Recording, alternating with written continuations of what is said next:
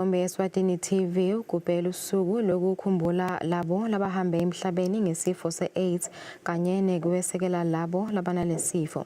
Lomelele umphathi walomsakato Simise Mamba uthi lo msakato utibophelele ukuthi wesekele labo labanalesifo kanye nekuchubeka ngekwatisa sive ikakhulu ngekusivikela lesifo. Mamba bekakhuluma ngesikhathi lo msakato ukhanyisa likhandlela njengeliphawu lokuthi imbandzakanya nemikhankaso yahulumende.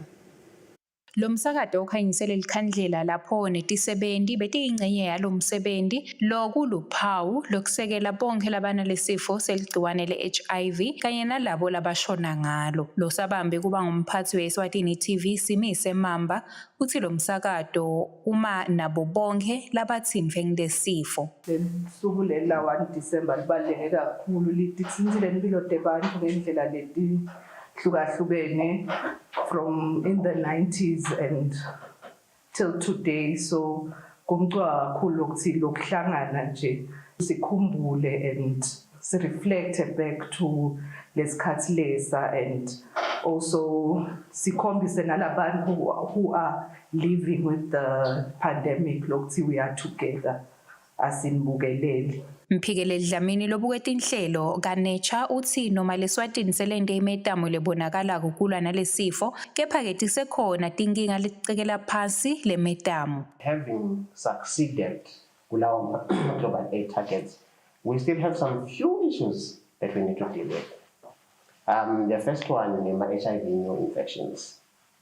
HIV new infections Eswatini, they are still, the good thing about it, overall HIV new infections are going down. That's a plus. So if they are going down overall, let's say for us to get to 2030 and end AIDS by 2030 as a public health threat, asesibukeni shorter corner, who are being left behind.